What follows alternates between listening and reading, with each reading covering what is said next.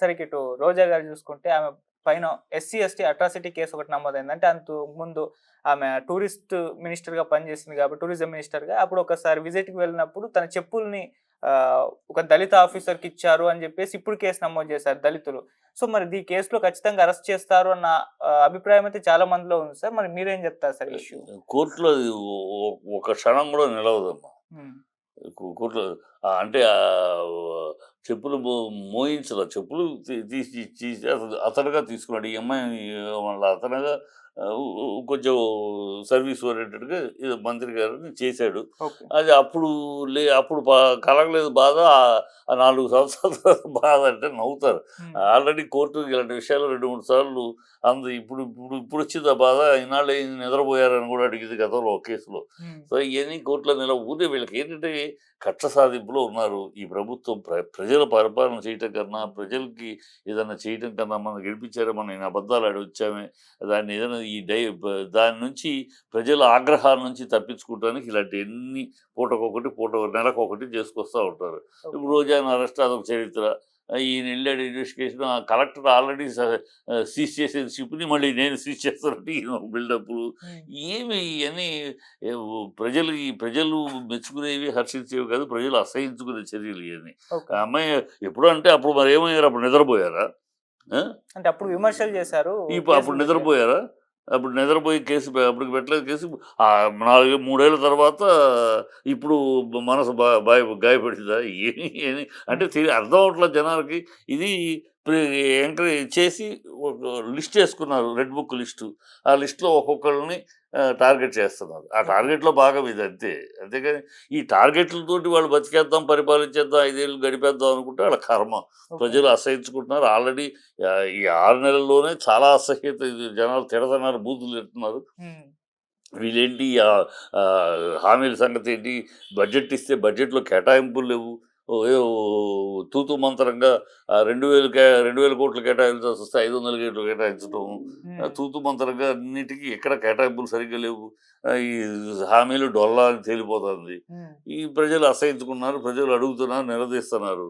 దాని నుంచి తప్పించుకోవటానికి ఇలాంటివి చేస్తా ఉంటారు అంతే. ప్రజలు డైవర్ట్ చేయడానికి, మీడియాని డైవర్ట్ చేయడానికి. అంటే వరుసగా ఇది మూడో కేసు సార్. అంతకుముందు 'ఆడుదాం ఆంధ్రలో' 100,00,00,000 స్కామ్ జరిగిందని కేసు పెట్టారు. మళ్ళీ టీటీడీలో అవకతవకలు జరిగాయని చెప్పేసి మళ్ళీ రోజా గారి పైనే మళ్ళీ ఇప్పుడు అట్రాసిటీ కేసు. ఇది మూడో కేసు నమోదైంది. అంటే ఈ సీరియస్‌గా మూడిట్లోనూ ఎక్కడా సరైన బలం లేదు. ఓకే. పెట్టాలని పెడుతున్నట్టే కానీ దేంట్లో బలం అందుకని లడ్డు విషయంలో పెట్టారు నోరు మూసుకున్నారు. హ్మ్. అంతకుముందు పెట్టిన దాంట్లోనూ ఏమి దొరకలేదు. హ్మ్. ఊరినే అనటానికి ఆరోపణలు చేయడానికి ఏముందమ్మా? అపోజిషన్ ఉన్నప్పుడు ఆరోపణలు చేశారు. ఇప్పుడు అధికారంలో వచ్చినాక మళ్ళీ ఆరోపణలు చేస్తున్నారు. హ్మ్. ఈ ఆరోపణలు చేయటం మొదలెడితే చంద్రబాబు మీద ఎన్ని ఆరోపణలు చేయాలి? పవన్ కళ్యాణ్ మీద ఎన్ని ఆరోపణలు చేయాలి? కదా!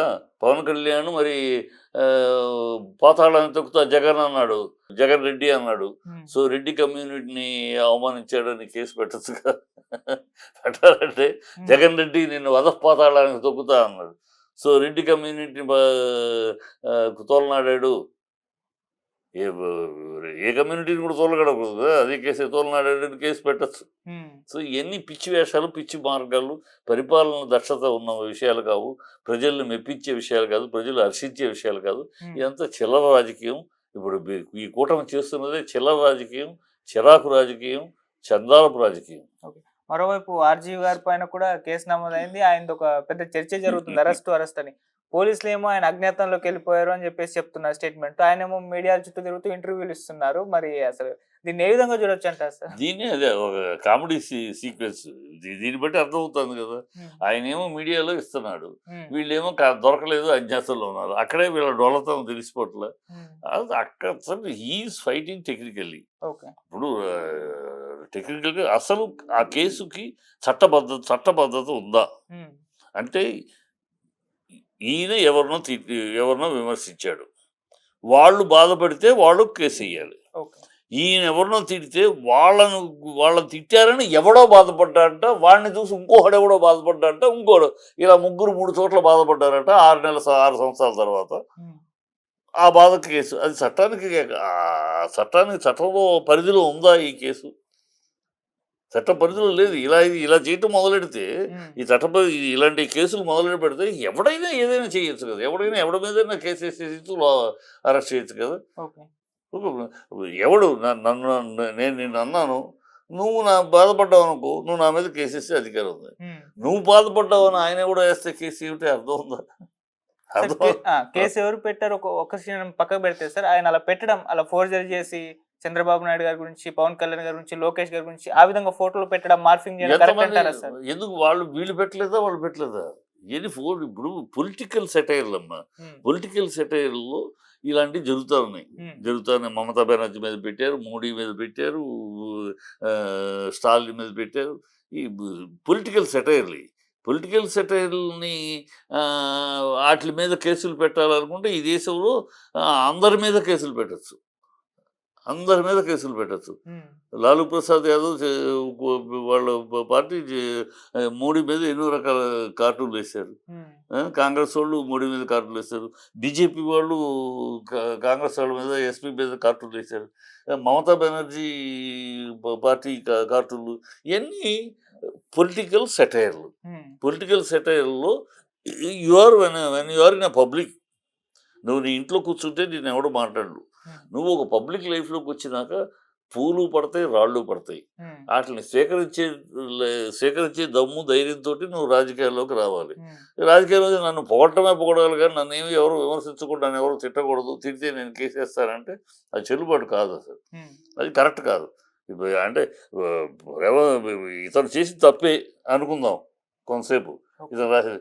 మరి మిగతా వాళ్ళు చేసి అవి ఉప్పులో కదా, మరి వాళ్ళందరి మీద కేసులు పెట్టాలి కదా.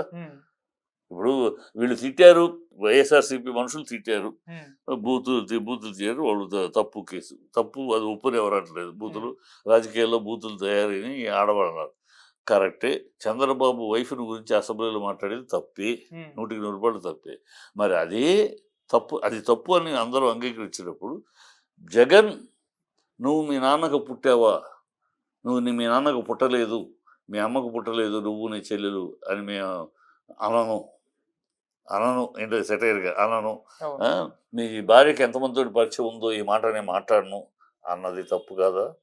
జగన్ మీ తాతగారు పుట్టింది, మీ తాత రాజారెడ్డి గారు పుట్టింది, వాళ్ళ నాన్నగారు రెండో పెళ్ళానికి పుట్టాడు. వాళ్ళకు ఆ రెండో పెళ్ళానికి పుడితేనే ఆయనకు పుట్టింది రాజారెడ్డి, ఆ తర్వాత రాజశేఖర రెడ్డి, నువ్వు. సో మీది సజావు ఇది కాదు ఒకరు అని అన్నారు. ఈ తప్పు కాదా? అది తప్పు అన్నప్పుడు ఈ తప్పు కదా. మరి వాటి మీద కేసున్నప్పుడు ఈ తప్పు కదా.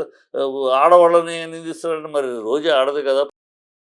నీ బతుకు బయట నా దగ్గర బయట పెడతానని పబ్లిక్ మీటింగ్లో మాట్లాడాడు ఆనా వెంకట్రామరెడ్డి, తప్పు కాదా? బండారు సత్యనారాయణ ఆయన మాట్లాడాడు, తప్పు కాదా? డైమండ్ రాణి అన్నాడు పబ్లిక్ మీటింగ్లో ఒక ఆడదాన్ని, అవి తప్పు కాదా? ఇలా తప్పులు లెక్క చూస్తే అటు ఇటు ఉన్నాయి. చేస్తే మీరు సిన్సియర్ అయితే అందరి మీద కేసులు పెట్టండి. ఈ పార్టీ ఆ పార్టీ లేకుండా అందరి మీద కేసు పెట్టండి. ధైర్యం ఉంటే, దమ్ము ఉంటే, నీతి ఉంటే, నిజాయితీ ఉంటే, రీతి పద్ధతి ఉంటే అందరి మీద పెట్టండి. అంతేగాని వాళ్ళంటే తప్పులు బూతులు, మీరంటే మంత్రాలు వేదాలు అన్నట్టు. మీరు మాట్లాడే తిట్లు, మీరు చెప్పిన మాటలన్నీ మంత్రాలు వేదాలు. ఇతరులు మాట్లాడితే మాత్రం బూతులు తప్పులు అంటే అది దాన్నే కక్ష సాధింపు చర్యలు అనేది, దాన్నే డైవర్షన్ పాలిటిక్స్ అనేది. ప్రజల దృష్టి మళ్లించడానికి, మీడియా దృష్టి మళ్లించడానికి ఇలాంటివి తీసుకొచ్చి అసలు విషయం ఎక్కడయ్యా వైజాగ్ స్టీల్ ప్లాంట్ సంగతి ఏంటి మాట్లాడరు.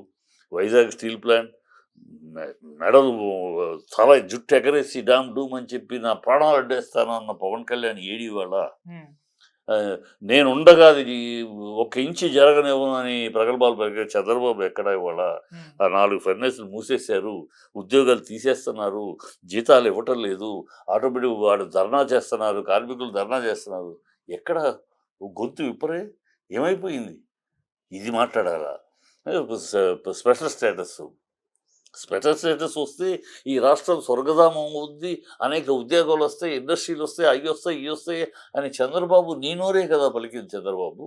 అది ఇవ్వలేదనే కదా 2018లో నువ్వు బీజేపీని వదిలేసి వచ్చేసావు. సరే ఆ రోజుల్లో 2014లో కానీ 2019లో కానీ బీజేపీ బలంగా ఉంది కనుక మనం అడిగినా ఇచ్చే పరిస్థితి లేదు, మనం పోరాడే పరిస్థితి లేదు కూడా, మనం వాళ్ళు స్ట్రాంగ్గా ఒకళ్ళ సింగిల్ పార్టీ మెజారిటీలో ఉన్నారు కనుక ఏం మాట్లాడలేవు. మరి ఇవాళ అది కాదు కదా పరిస్థితి.